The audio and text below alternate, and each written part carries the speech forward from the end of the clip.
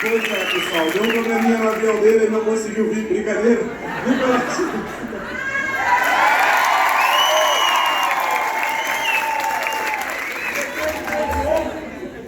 Bom dia a todos! Isso aqui sai, gente. Aí fica melhor, né? Nossa, de manhã é Nicolas, gente. De noite é Nicole. Bom dia, galera, beleza? Pessoal, estou muito feliz de estar aqui. Quero agradecer ao Gustavo Gaio. Gustavo, parabéns por essa iniciativa. Há não muito tempo atrás, né? Isso aqui era inimaginável para a direita, né?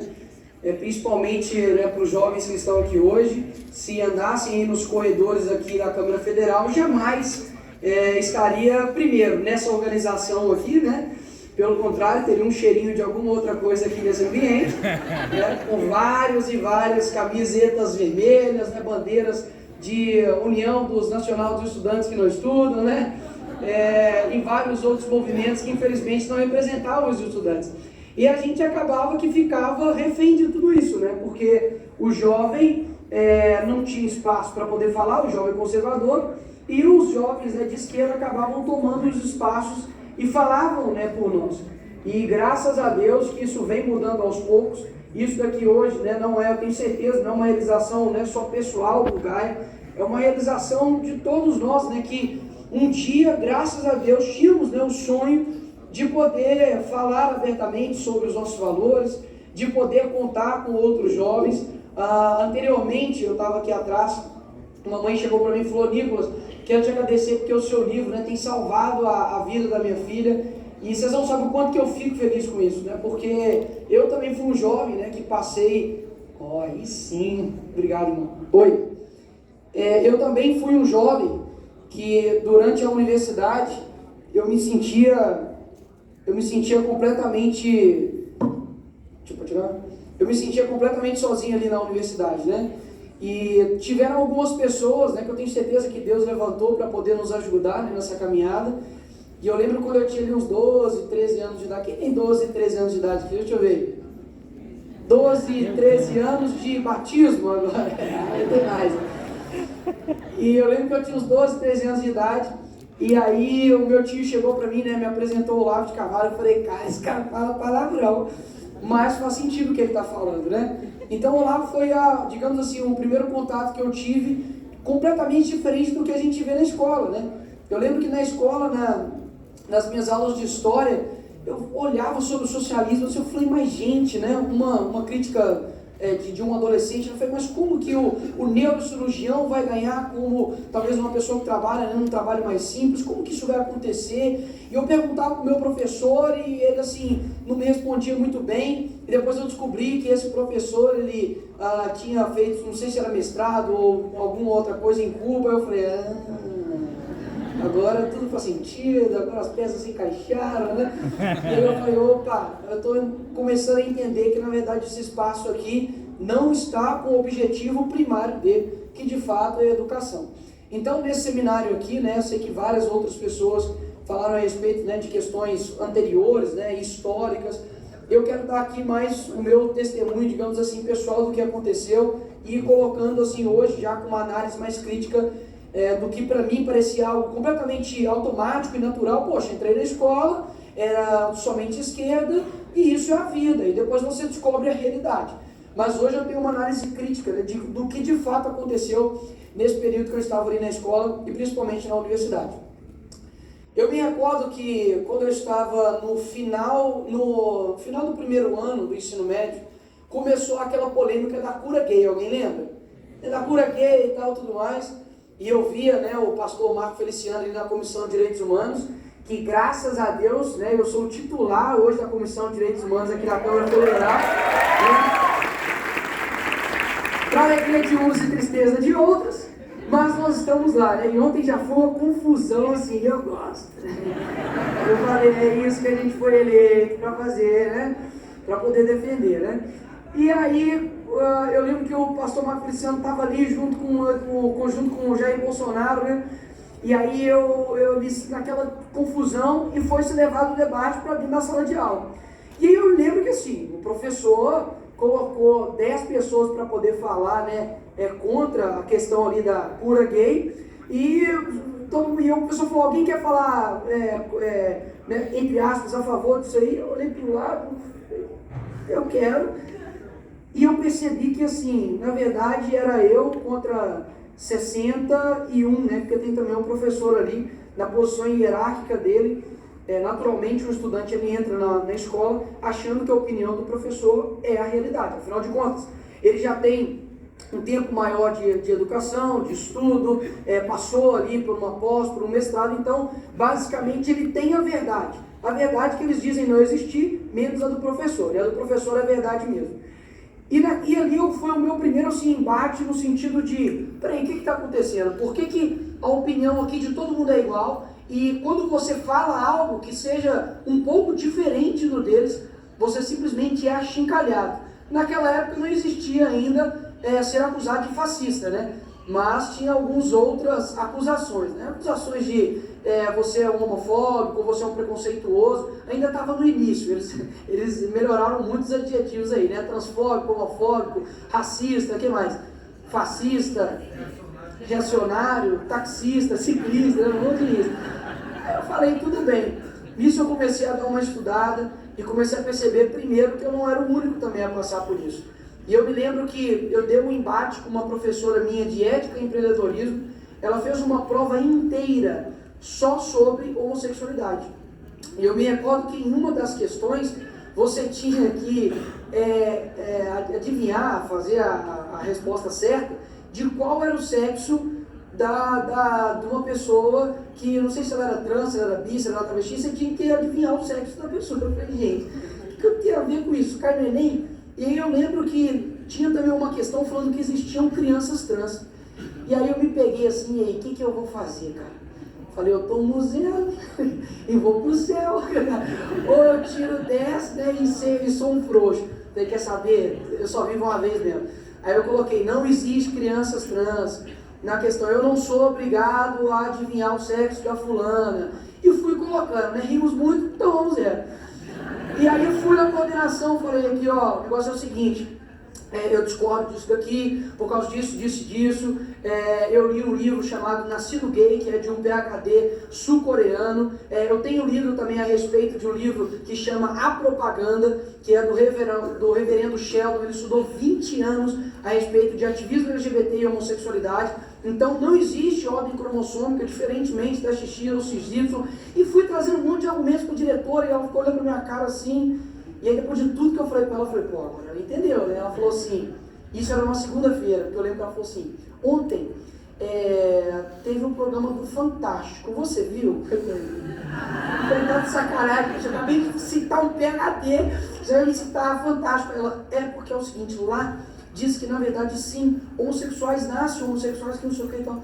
Eu falei, quer saber, deixa pra lá. Cheguei em casa, falei, e aí, o que eu vou fazer?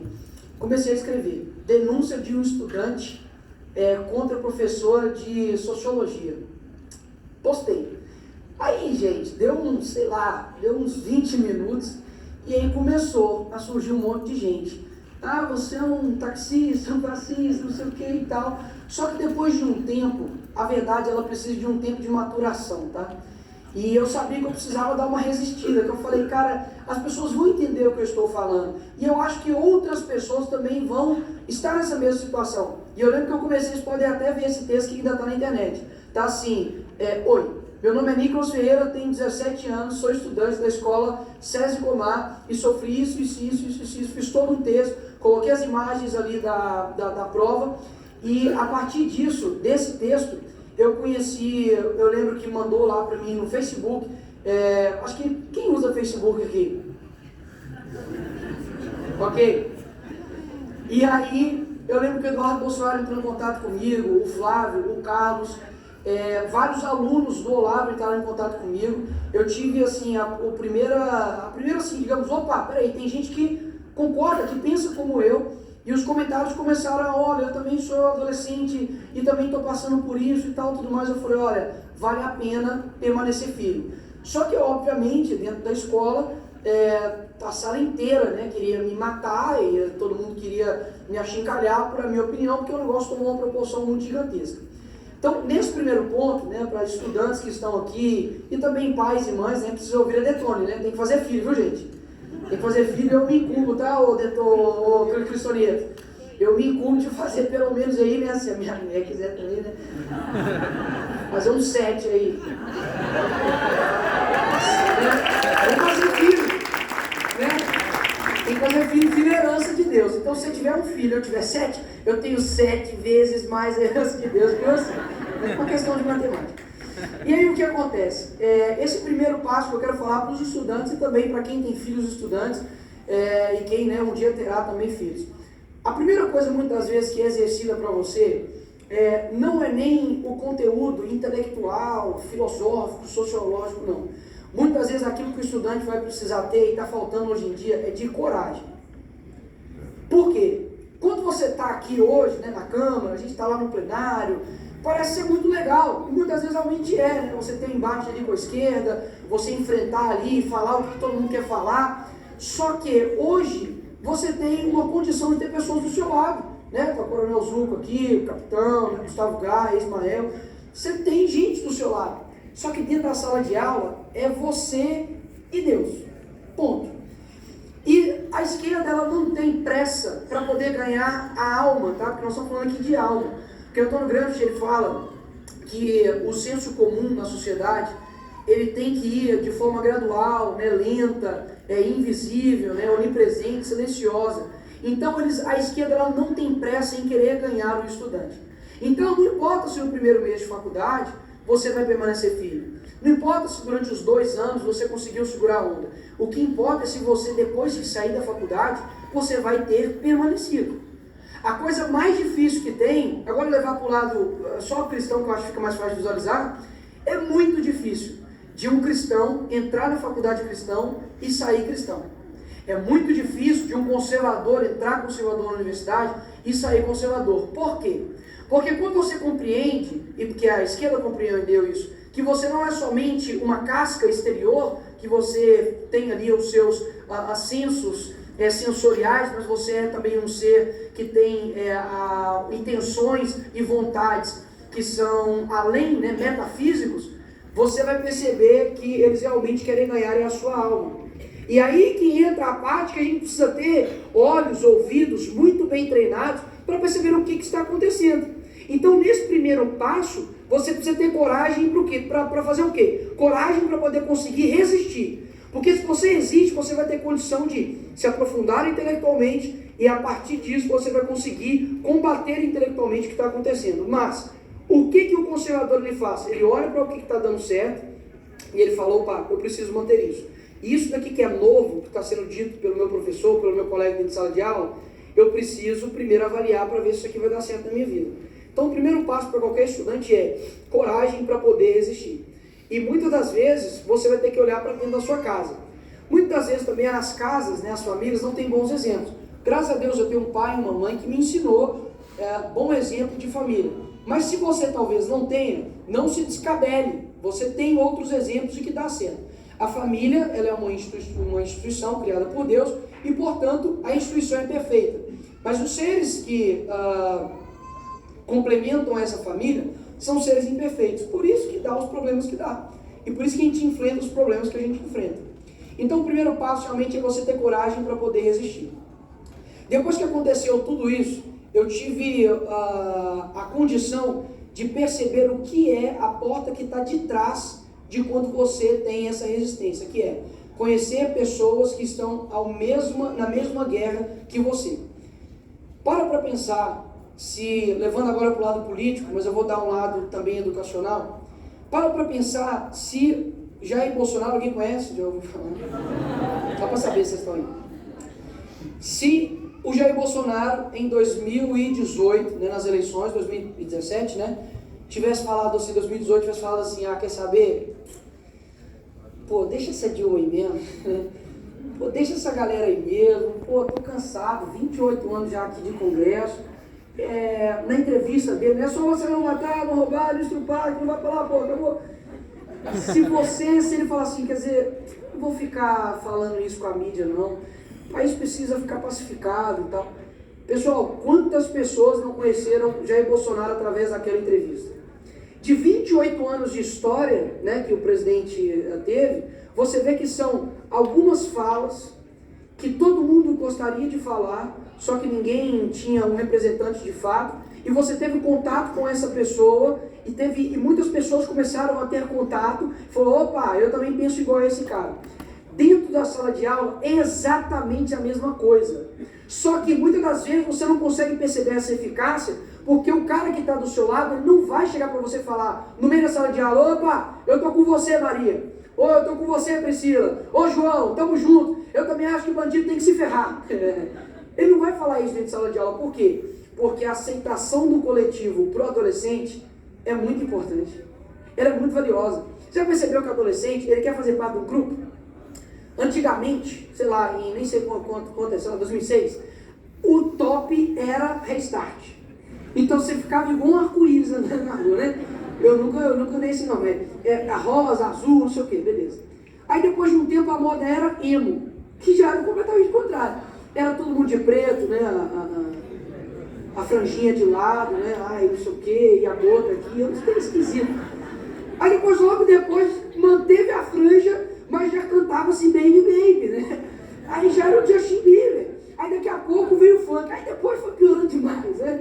Aí daqui a pouco só ladeira abaixo. Ou seja, e o adolescente, o mesmo adolescente que era o Restart, virou o emo, virou o Belieber, que virou o funkeiro e que hoje deve ser pessoalista.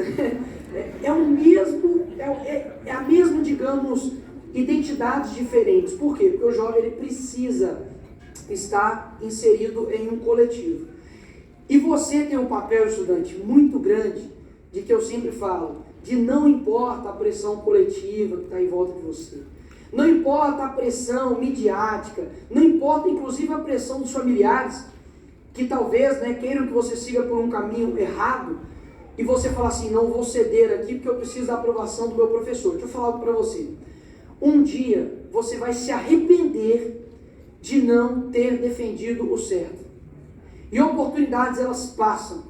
Quantas pessoas eu ouvi depois que eu saí da faculdade e falou assim, putz, Nicolas, eu podia ter também feito igual você também, mas agora já passou minha vez.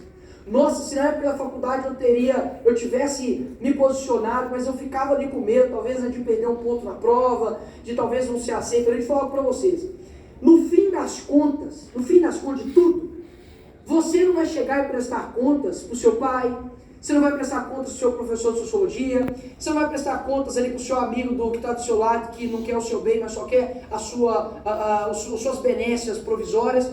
Sabe para quem você vai prestar contas? Para Deus. E aí, meu amigão, não tem como você chegar para ele e falar assim, ai Deus, mas assim, não dava porque eu queria ter aprovação do pessoal. Gente, hoje a gente está aqui para poder de fato mudar algo e poder colocar para as pessoas uma verdade, ou caso contrário, não vai, não faça, não entre, sabe, não brigue. Porque hoje o que mais as pessoas acham que elas desejam é ter algo concreto, é ter uma identidade. Por que tantos jovens entram na universidade, entram na escola e perdem ali os seus valores e princípios? Porque eles estão órfãos de boas identidades. E quem serão as pessoas que irão mostrar uma boa identidade para eles? A esquerda? São pessoas que vão ser formadas através de nós. E nós não estamos aqui nos colocando num pedestal de nós somos perfeitos, nós somos pessoas que não erramos, nós somos pessoas que tudo que nós fizemos você tem que fazer, não. Mas nós somos adultos, pessoas maturas que reconhecemos que nós precisamos ir em busca de uma verdade. E hoje tudo que as pessoas estão querendo fazer é retirar essa verdade. Hoje o ambiente acadêmico, ele simplesmente, a verdade ela é perene, ela é completamente subjetiva. Então a pessoa entra e ela fica num mar tão grande. O Olavo de Carvalho fala isso, de que a esquerda, o conteúdo intelectual dela é como se fosse um oceano. E aí o jovem vai lá e pum, e mergulha. E é tanta coisa, é tanto livro, é tanto debate, que ele não consegue sair de lá. E o que o Olavo disse é que ele era como se fosse uma pessoa, um socorrista, né, que joga uma boia, aquela pessoa escora e ele consegue tirar aquela pessoa desse oceano de esquerda.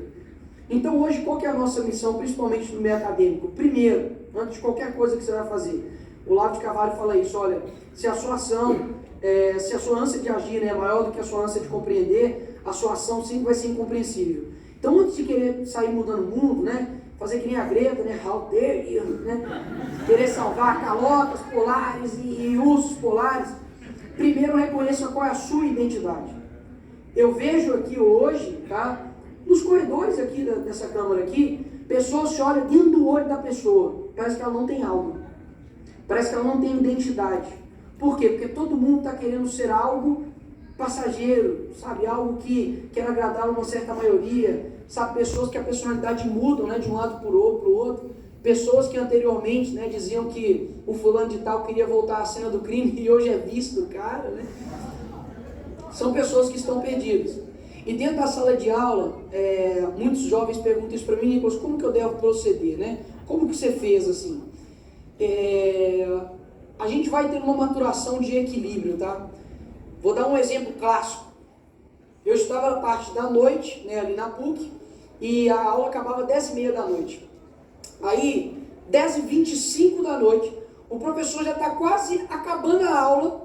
É o momento de você levantar e falar: ah, professor, o que você está falando é errado. Não faça isso. Porque você vai ferrar, você errou o Capitão Nascimento, vai ferrar o seu batalhão, vai ferrar todo mundo, porque todo mundo quer ir embora. Então, assim, ser bem resumido mesmo, não seja chato. É uma convivência assim, não seja chato. Às vezes a verdade, ela não precisa ser dada com um tapa na cara. Vai dando doses homeopáticas para essa pessoa. Hoje uma pessoa que trabalha comigo, Dr. Kaique, eu lembro que na primeira semana de aula, eles estavam conversando sobre o Foro de São Paulo. E naquela época era chacota, né? Foro de São Paulo tem uma organização de esquerda que mexe em tudo aqui na América Latina. Eu falei: ô, professor, tem ata de reunião, né? Só pesquisar aí, tem site, tem tudo. E fui considerado ali de chacota. Mas no final da aula, o Kaique veio e falou assim: ô, cara, beleza? Quase como se fosse comprar essa droga. E aí, cara, tudo bem? Você falou de Foro de São Paulo aí, cara? O que é aí? Eu falei: não, irmão, pode falar alto aí. O que rolou? Ele: não, cara, onde você tira essas ideias? Deixa eu apresentar aqui, cara, o lado de cara. Dei pra ele assim um mínimo assim, falei: cara, lê tudo, cara, lê tudo. Pega a dose uma vez por dia. Aí passei pra ele, aí ele começou a ler e hoje, filho, o bicho é um olavete, entendeu? E dessa forma, como eu falei aqui agora há pouco, você está salvando uma alma. Sabe por quê? Porque quando você toma uma ação de fazer algo, você pode estar salvando uma alma, correto? Mas quando você se omite também de falar algo, você também pode estar condenando uma alma também por errado. Eu sempre falo isso em todas as minhas palestras. Não existe espaço em vácuo, tanto na política quanto em qualquer lugar. Então, dentro da sala de aula, se você não se colocar em uma posição de: se eu falar aqui agora, as pessoas vão ser influenciadas, mas se eu não falar, quem vai ocupar o espaço na mente e no coração delas vai ser o professor, a professora que está pregando matar a criança dentro do ventre. Então você deve falar, não importa a situação que esteja, mas sempre tenha o equilíbrio, porque muitas das vezes, pessoal, sabe o que acontece? A gente não tem a capacidade de fazer como a esquerda faz de forma mentirosa, de fazer uma compaixão com as pessoas. Chega na universidade, a esquerda já coopta todo mundo para fazer o quê? Vamos ali tocar um violão, vamos ali fumar um baseado, vamos ali bater palma pro sol, vamos ali não sei o quê. E você vai cooptando a pessoa, porque afinal de contas, é muito mais fácil, porque não há sacrifícios em entrar para a esquerda. Mas há sacrifício para poder entrar na direita, porque você precisa deixar algumas coisas de lado.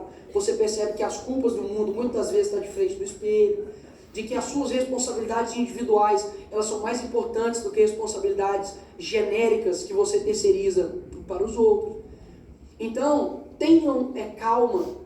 Aquilo que eu mais, sabe, gente, ouvi, e por que isso aqui tudo tem a ver, tá, com uma parte educacional doutrinária? Porque nós fomos ensinados, né, na escola, na verdade, nem o que é educação, nem o que é verdade. A gente não sabe os princípios, sabe, do estoicismo, a gente não sabe a respeito da escolástica, não sabe nada. A escola hoje é formada para poder deixar você mais burro, né? Eles falam de Paulo Freire, né? Paulo Freire não alfabetizou, ele não alfabetizou nem o Lula, gente. Você acha que ele vai alfabetizar alguém? Você está entendendo? Então, assim, o tempo está acabando, né? 3 horas a mais agora. Não, o tempo está acabando aqui. Mas, enfim, o que eu quero dizer com tudo isso que eu estou falando aqui agora? Que quando a gente tem uma capacidade, eu quero ler aqui uma parte do que o Olavo fala, da gente conhecer a nós mesmos, a gente vai conseguir ir mudando aos poucos o nosso país. Não existe, pessoal, não existe nenhuma forma mirabolante para poder mudar a educação, tá? Qualquer um, e eu não estou nem aí, qualquer um que subir aqui, qualquer um que falar com vocês, seja no privado ou em público, que ele tem a solução para a educação brasileira, 2 pés atrás. Sabe por quê? Eu perguntei isso para o Olavo de Carvalho. E se alguém é mais inteligente que o Olavo aqui, não sei, levanta a mão.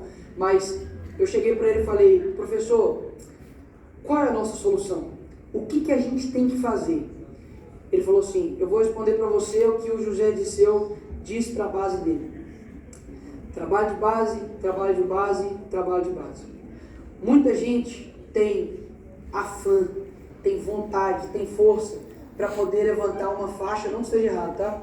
Para poder levantar uma faixa, para poder convocar para uma manifestação de rua. Muita gente quer começar o movimento de direita revolucionário do Jair Bolsonaro 2026. Tem muita gente que quer fazer um monte de coisa, tem soluções para a direita no Brasil. Mas quantos se levantam para poder fazer o trabalho de base? Para poder ir na escola, para poder se formar um professor, para poder botar a cara dentro do livro e estudar Antônio Gramsci, para poder estudar o que realmente Paulo Freire está falando. Sabe por quê? Porque a urgência das coisas que estão acontecendo em volta da gente tira o foco do que realmente é importante. Então muitas vezes a gente fala assim, Nicolas, o que eu mais ouvi depois, infelizmente, da perda da eleição, Nicolas, nós temos esperança. Eu falo, esperança de quê? Esperança que eu vou para o céu? Eu tenho. Esperança de que... De quê? Esperança de que daqui a um ano a gente vai retomar o poder e que vai ter um decreto e todo mundo vai deixar de ser esquerdista? Impossível. Foi por decreto que você virou de direita? Foi por projeto de lei que você tem as suas ideias conservadoras? Foi pelo que, afinal? E pelo que, afinal, que nós estamos conservando? Então, pessoal, toda a educação hoje que acontece de forma doutrinária nas escolas passa pela nossa responsabilidade. Responsabilidade de a gente formar algo diferente. Agora, se nós ficarmos somente na contenção, a esquerda pauta e a gente defende, a esquerda pauta e a gente defende, a gente nunca vai conseguir realmente ganhar as outras pessoas. O Olavo de Carvalho ele fala o seguinte, se você não tem sequer a coragem de enxergar a realidade, como pode ter a pretensão de mudá-la? Tenhamos coragem de aceitar a nossa realidade. Sabe qual é a nossa realidade hoje? Todos os meios de ação estão na mão da esquerda. Produção cultural, literária, seriados, documentários, filmes, novelas, professores, formação dos docentes, reitorias, que mais? Jornais, conselhos tutelares, perfeito, rádios, televisão, judiciário, as igrejas as igrejas em uma boa parte, ou seja, sobrou o quê? Sobrou a gente, né? Então, pessoal, eu quero agradecer aqui vocês aqui nesse momento, mais uma vez, Gaia, cadê o Gaia? Gamer? Aí ele atendeu. Cheguei, viado. Aí já era, outro processo. Tá vendo? Eu quero realmente, hoje aqui, né, é algo muito importante, porque primeiro eu vejo muitos jovens, essas iniciativas, né, é engraçado, né, Gaia, porque se a gente toma uma iniciativa, não sei, se a gente não toma uma iniciativa, vocês não fizeram. Então, pessoal, eu acho que agora é o momento da gente realmente enxergar a realidade e ter a coragem de querer mudá-la a partir disso. Qual que é a nossa realidade hoje? A gente conseguiu formar uma bancada, graças a Deus, muito boa aqui no âmbito político. Mas a gente precisa levantar uma bancada boa de juristas. A gente precisa levantar uma bancada boa de professores. A gente precisa levantar uma bancada boa de pessoas, de estudantes. Uma bancada boa de pais, de mães que querem lutar pelo homeschooling. A gente precisa levantar pessoas para conselheiros tutelares, ou seja, é tanta coisa que a gente tem que fazer, só que eu não quero que a quantidade de coisas desanime vocês, pelo contrário. Tem 2 meses e 3 meses, né? E 2 semanas, uma semana que nós estamos aqui como deputados federais. Vou perguntar para qualquer um que está aqui, a gente tem a sensação que já está aqui há 1 ano, porque é tanta coisa, são tantas pautas, mas algo que sempre me dá um combustível para poder continuar. Eu falo assim, gente, daqui a 30, 40 anos, eu posso até ter me arrependido pelo que eu fiz. Mas eu não quero ter me arrependido por aquilo que eu deixei de fazer. Então saio daqui hoje assim com uma esperança de talvez você vai morrer sem ver as coisas acontecendo. Talvez você não vai ver o seu filho conseguindo ter o país que você desejava. Mas uma guerra é feita de vitórias e derrotas.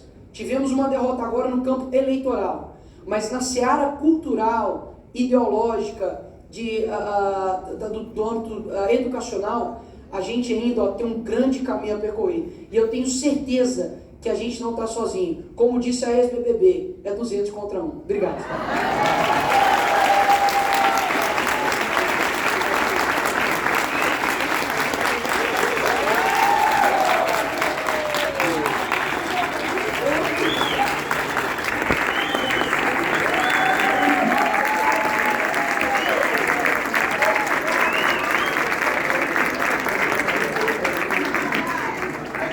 Pessoal, agora que a